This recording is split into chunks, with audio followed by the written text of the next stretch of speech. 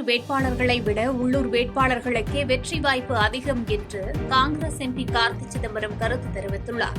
சிவகங்கை மாவட்டம் காரைக்குடியில் காங்கிரஸ் அலுவலகத்தை திறந்து வைத்த பின்பு செய்தியாளர்களை சந்தித்த சிவகங்கை தொகுதி எம்பி கார்த்தி சிதம்பரம், தேர்தல் களத்தில் வெளியூர் நபர்களை விட உள்ளூர் வேட்பாளர்களை தேர்வு செய்வதே சிறந்தது என கூறினார்.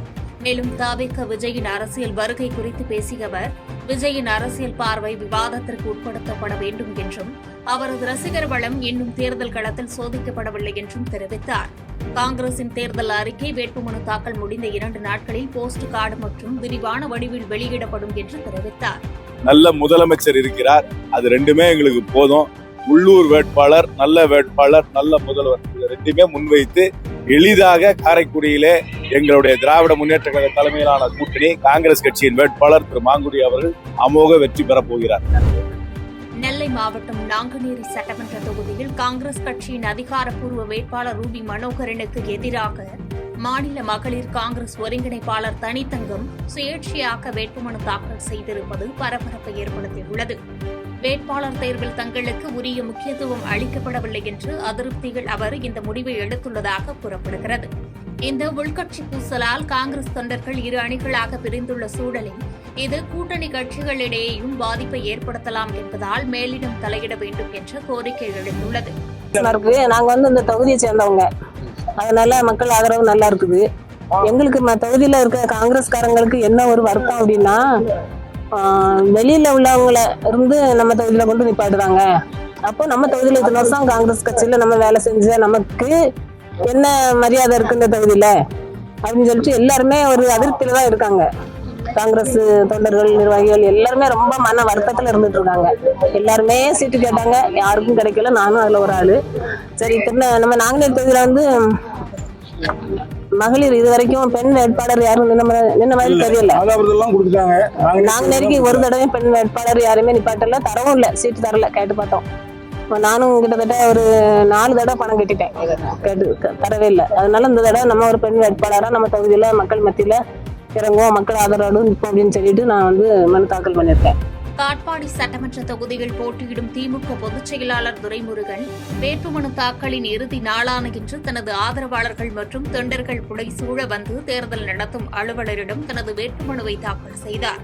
மனு தாக்கலுக்கு பின் செய்தியாளர்களை சந்தித்த அவரிடம் துரைமுருகனால் நடக்கவே முடியவில்லை என்று எதிர்க்கட்சித் தலைவர் எடப்பாடி பழனிசாமி விமர்சித்துள்ளது குறித்து கேட்கப்பட்டது. அதற்கு பதிலளித்த அமைச்சர் துரைமுருகன், எடப்பாடி பழனிசாமி வழக்கமாக சொல்லும் பல பொய்களில் இதுவும் ஒன்று. வேண்டுமானால் என்னுடன் நடைபோட்டிக்கு வரச் சொல்லுங்கள், யார் ஜெயிக்கிறார்கள் என்று பார்ப்போம் என சவால் விடுத்தார். பிறந்த தொகுதியில் தனது வெற்றி வாய்ப்பு குறித்து செய்தியாளர்கள் கேட்டபோது, தான் தற்போது தீவிர பிரச்சாரத்தில் ஈடுபட்டு வருவதாகவும் மக்களின் ஆதரவு அதிகம் இருப்பதாகவும் தெரிவித்தார். எடப்பாடி பேசுகிற ஒன்று சாலை ஆக்கிரமிப்பு மற்றும் சுடுகாடு வசதி உள்ளிட்ட அடிப்படை கோரிக்கைகள் நிறைவேற்றப்படாததை கண்டித்து கிருஷ்ணகிரி அருகே கிராம மக்கள் சட்டமன்ற தேர்தலை புறக்கணிப்பதாக அறிவித்து தர்ணா போராட்டத்தில் ஈடுபட்டுள்ளனர். கிருஷ்ணகிரி மாவட்டம் போச்சம்பள்ளி அடுத்த நரால் சந்தம்பட்டி கிராம மக்கள் அடிப்படை வசதிகள் கோரி 2026 சட்டமன்ற தேர்தலை புறக்கணிப்பதாக அறிவித்து தர்ணா போராட்டத்தில் ஈடுபட்டு வருகின்றனர். சுமார் 200 குடும்பங்கள் வசிக்கும் இக்கிராமத்தில் பொதுப்பாதையை தனிநபர்கள் ஆக்கிரமித்துள்ளதால் போக்குவரத்து துண்டிக்கப்பட்டுள்ளதாகவும், சுடுகாடு மற்றும் அங்கன்வாடி மைய வசதிகள் இல்லை என்றும் பொதுமக்கள் குற்றம் சாட்டுகின்றனர்.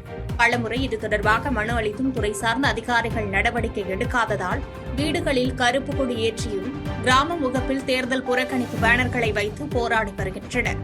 அடிவயசு எதுவுமே கிடையாது. இந்த ஊர்ல 200 வீடுக்கு மேல இருக்குது. ரோடு வசதி இல்லை, பஸ் வசதி இல்லை. சின்ன சின்ன குழந்தைங்களாம் ஸ்கூலுக்கு போயிட்டு வராங்க. எதுவுமே வசதி இல்லை. பஸ் வசதி விட்டாங்க, அதுவும் கிடையாது. இப்போ எதுவுமே கிடையாது. எனக்கு சுடுகாடை வழியும் கிடையாது. எது கேட்டாலும் ரோடு வசதி நாங்கள் செஞ்சு தரோங்க அப்படின்னு கோரிக்கை கொடுத்தாங்க. எதுவுமே கோரிக்கை இல்லைங்க. மறியல் பண்ணாங்க, அதுவும் கொடுக்கல. கலெக்டர் வெளியில் போயிட்டு வந்தாங்க, தாலுக்கா வெளியில் வந்தாங்க. எதுவுமே அடிவரிசம் எங்களுக்கு பண்ணவே இல்லை சார்.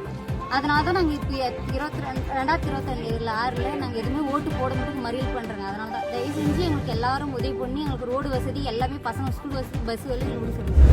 எடப்பாடி பழனிசாமி தனது வழக்குகளுக்கு அஞ்சி அதிமுகவை பாஜகவிடம் அடமானம் வைத்துவிட்டதாகவும், சனாதன சக்திகளை வீழ்த்தும் விடுதலை போரே இந்த தேர்தல் என்றும் அமைச்சர் சிவசங்கர் தெரிவித்துள்ளார். அரியலூரில் திமுக வேட்பாளர் லதா பாலுவை ஆதரித்து பிரச்சாரம் செய்த போக்குவரத்து துறை அமைச்சர் சிவசங்கர், எடப்பாடி பழனிசாமி தனது வழக்குகளுக்கு பயந்து அதிமுகவை பாஜகவிடம் அடமானம் வைத்துவிட்டதாக சாடினார். நிதிஷ்குமார், ஷிண்டே ஆகியோருக்கு ஆட்சிதான் போனது, ஆனால் எடப்பாடிக்கு கட்சியே போகப் போகிறது என்று விமர்சித்த அமைச்சர் சிவசங்கர், இந்த தேர்தல் சனாதன மற்றும் பாசிச சக்திகளை தடுத்து நிறுத்தி இந்தியாவை காக்கும் ஒரு விடுதலை போர் என்று கூறினார். அந்த மாநிலத்தில் ஆட்சிதான் போச்சு, நிதிஷ்குமாருக்கு ஆட்சிதான் போச்சு, ஏக்நாத் ஷிண்டேவுக்கு ஆட்சிதான் போச்சு. ஆனால் தமிழ்நாட்டில் என்ன நடக்க போகுதுன்னா, இங்க ஆட்சி இல்ல, எடப்பாடி கிட்ட கட்சி தான் இருக்கு. இந்த கட்சியையும் பிஜேபி பொழுது போகுது, அதிமுகவை பிஜேபி பொழுது போகிறது. இதைத்தான் நம்முடைய முதலமைச்சர் அவர்கள் 2 வருட காலமாக எச்சரித்து வந்தார்.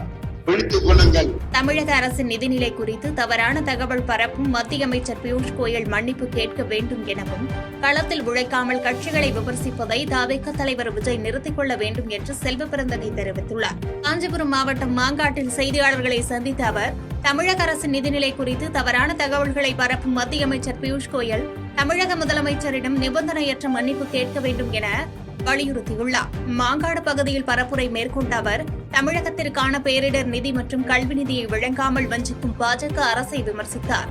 மேலும் மக்களின் போராட்டங்களில் பங்கெடுக்காமல் உழைக்கும் கட்சிகளை குறை சொல்வதை தவிக தலைவர் விஜய் நிறுத்திக் கொள்ள வேண்டும் என்று சாடினார். அதாவது உண்மைக்கு புறம்பாக பொய்யே பேசுற கட்சி பாஜக. ஜல்ஜீவன் நிதி எங்கே நாங்க கேட்கிறோம். பியூஷ் கோயல் அமைச்சர் பதவியை ராஜினாமா செய்ய தயாரா? ஜல்ஜீவனுக்கு தமிழ்நாட்டுக்கு கொடுக்க வேண்டிய தொகையை கொடுத்தீர்களா? அதுதான் நீர் ஆதாரம், குடிநீர். அடுத்த தலைமுறையை உருவாக்குன்ற பள்ளி கல்வித்துறைக்கு சமக்கிர சிக்ஷா அபியான்ல 2600 கோடி கொடுக்கணுமா? கொடுத்தீங்களா? 100 ஆண்டுகள் வரலாறு காணாத காற்றாற்று மழை, வெள்ளம் இந்த 4 மாவட்டத்தில் சென்னை, செங்கல்பட்டு, திருவள்ளூர், காஞ்சிபுரம் வந்துச்சு, தூத்துக்குடியில் வந்துச்சு. ஏதாவது ஒரு நிதி கொடுத்தீங்களா? ஏன் தமிழ்நாட்டை புறக்கணிக்கிறீர்கள்? மும்மொழி கொள்கை எங்களுக்கு எதிர்க்கு, இருமொழி கொள்கை எங்கள் குழந்தைகள் படித்து விண்வெளி வரை சென்று கொண்டிருக்கிறார்கள், உலக புகழ்பெற்ற விஞ்ஞானிகளாக மாறி இருக்கிறார்கள். எங்களுக்கு எதுக்கு முன்மொழி கொள்கையை தான் திணிக்கிறீங்க? இதை கேட்டா நான் நிதி கொடுக்க மாட்டேன். எங்களுடைய நிதி, எங்களுடைய உழைப்பு, எங்களுடைய வரிப்பணம், ரத்தமும் வேர்வையும் சிந்தி எங்களுடைய உழைப்பை வரிப்பணமாக மோடி அரசு எடுத்துக்கொண்டு எங்களுக்கு கொடுப்பதை வஞ்சிக்கிறது. ஆகிய பியூஷ் கோயல் மன்னிப்பு கேட்க வேண்டும். நிபந்தனையற்ற மன்னிப்பு பியூஷ் கோயல் மாண்பு முதலமைச்சரிடம் தமிழ்நாட்டு மக்களிடம் கேட்க வேண்டும். அதிகார வர்த்தகத்தின் ஆதிக்கத்தை ஒழித்து மது மற்றும் கஞ்சா இல்லாத நஞ்சற்ற தமிழ்நாட்டை உருவாக்க தமிழக வாழ்வுரிமை கட்சிக்கு வாக்களிக்குமாறு வேல்முருகன் வேண்டுகோள் விடுத்தார். மது, கஞ்சா மற்றும் தண்ணீரை விற்பனை செய்யாத ஒரு வளமான தமிழ்நாட்டை உருவாக்க தனது கட்சி பாடுபடும் என்று தெரிவித்தார். பெரிய கட்சிகள் பணத்தை கொடுத்து வேட்பாளர்களை விலைபேச முயல்வதாகவும், அதற்கு இடம் கொடுக்காமல் உழைக்கும் வர்த்தகத்தின் குரலாக திகழும் கேமரா சின்னத்திற்கு வாக்களித்து வெற்றி பெற செய்ய வேண்டும் என்று மக்களிடம் கேட்டுக் கொண்டார். ஊழலை படம்பிடிக்கிற சின்னம், லஞ்சம் வாங்குவர்களை படம்பிடிக்கிற சின்னம், பாலியல் குற்றவாளிகளை படம்பிடிக்கிற சின்னம், தவறு செய்கின்றவர்களை படம்பிடிக்கிற சின்னம், சாதி கலவரத்தில் ஈடுபடுவர்களை படம்பிடிக்கிற சின்னம், மத மோதல்களை உருவாக்குகின்ற மனித மிருகங்களை படம்பிடித்து இந்த நாட்டுக்கு வெளிச்சம் போட்டு காட்டுகிற சின்னம்.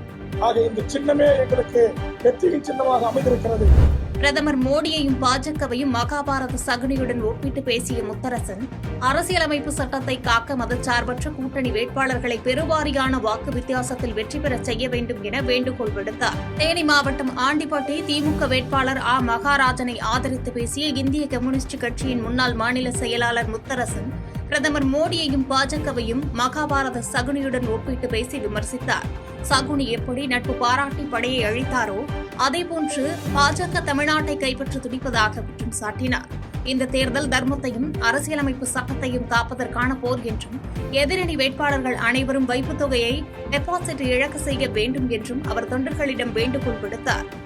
சகுனி, அந்த சகுனி என்ன பண்ணா? துரியோதனனுக்கு வேண்டியவனாக நடித்து அவனோடு உறவாடி சேர்ந்து அவன் படையும் அழித்தான், இவன் படையும் அழிச்சான். அவனுக்கும் நரேந்திர மோடிக்கும் எந்த வித்தியாசமும் கிடையாது. அந்த சகுனிக்கும் பாஜகவுக்கும் எந்த வித்தியாசமும் கிடையாது. அந்த சகுனி தமிழ்நாட்டை கைப்பற்ற முயற்சிக்கிறது. அந்த சகுனி எதிர்த்து நாங்கள் போராடுகிறோம். நாங்கள் நடத்துகிற போர் தர்மத்திற்கான போர். நாங்கள் நடத்துகிற போர் தமிழ்நாட்டை காப்பதற்கான போர். நாங்கள் நடத்துகிற போர் மாநில உரிமைகளை காப்பாற்றப்பட வேண்டும் என்பதற்கான போர். நாங்கள் நடத்துகிற போர் ஜனநாயகம் காக்கப்பட வேண்டும் என்பதற்கான போர். நாங்கள் நடத்துகிற போர் மதச்சார்பின்மை கொள்கை காப்பாற்றப்பட வேண்டும் என்பதற்கான போர். நாங்கள் நடத்துகிற போர் நம்முடைய அரசியலமைப்பு சட்டம், டாக்டர் அம்பேத்கர் உருவாக்கிய அரசியலமைப்பு சட்டம் காப்பாற்றப்பட வேண்டும் என்பதற்காக இந்த போரை நாங்கள் நடத்துகிறோம்.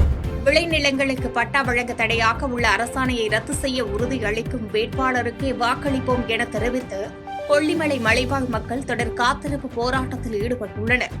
நாமக்கல் மாவட்டம் கொல்லிமலையில் உள்ள 14 ஊராட்சி மலைவாழ் மக்கள் தாங்கள் பல ஆண்டுகளாக பயிர் செய்து வரும் அரசு புறம்போக்கு நிலங்களுக்கு பட்டா வழங்க கோரி காத்திருப்பு போராட்டத்தில் ஈடுபட்டுள்ளனர். பட்டா வழங்க தடையாக இருக்கும் அரசாணை எண் 1168 ரத்து செய்ய வேண்டும் என்பதே இவர்களின் முக்கிய கோரிக்கையாக உள்ள நிலையில் இந்த அரசாணையை நீக்குவதாக உறுதியளிக்கும் வேட்பாளர்களுக்கே வாக்களிப்போம் என்றும், இல்லையெனில் தேர்தலை ஒட்டுமொத்தமாக புறக்கணிப்போம் என்றும் கிராமங்களில் பேனர் வைத்து கிராம மக்கள் போராட்டத்தை தீவிரப்படுத்தியுள்ளனர். தமிழ்நாட்டில் பழங்குடி மக்கள் அரசு புறம்போக்கு நிலங்களில் பாடுபடக்கூடிய நிலங்களுக்கு பட்டா வழங்க தடையாக உள்ள 1168 அரசாணை எண் இதனை தடை செய்ய வேண்டும். 1989 இதை கொண்டு வந்தால் கூட இன்னைக்கு அதனால் எங்களோட பழங்குடி மக்களுக்கு பட்டா வழங்க தடையாக உள்ளது. இந்த கோரிக்கையான 1168 அரசாணையை ரத்து செய்து அரசு புறம்போக்கு நிலங்களில் பாடுபடக்கூடிய பழங்குடி மக்களுக்கு பட்டா வழங்க வேண்டும் என்ற கோரிக்கையாக தேர்தலை புறக்கணிப்பதாக நாங்கள் கோரிக்கை வைத்து தொடர்ச்சியாக போராடி வருகிறோம். அந்த அடிப்படையில் எங்கள் வாக்குறுதியை நிறைவேற்றும் வேட்பாளர்களுக்கு நாங்கள் வாக்களிக்க உள்ளோம். செய்திகளை உடனுக்குடன் தெரிந்து கொள்ள கீழ்கண்ட கேபிள் மற்றும் டிடிஎச் நெட்வொர்க்குகளில் எம்நாடு செய்தி தொலைக்காட்சியை காணுங்கள். பாதகம் செய்பவரை கண்டால் நாம் பயம் கொள்ளலாகாது பாப்பா. மோதி மிதித்துவிடு பாப்பா, அவர் முகத்தில் உமிழ்ந்து விடு பாப்பா. அண்மை செய்திகளை உடனுக்குடன் தெரிந்து கொள்ள இணைந்திருங்கள் எம்நாடு தொலைக்காட்சியுடன்.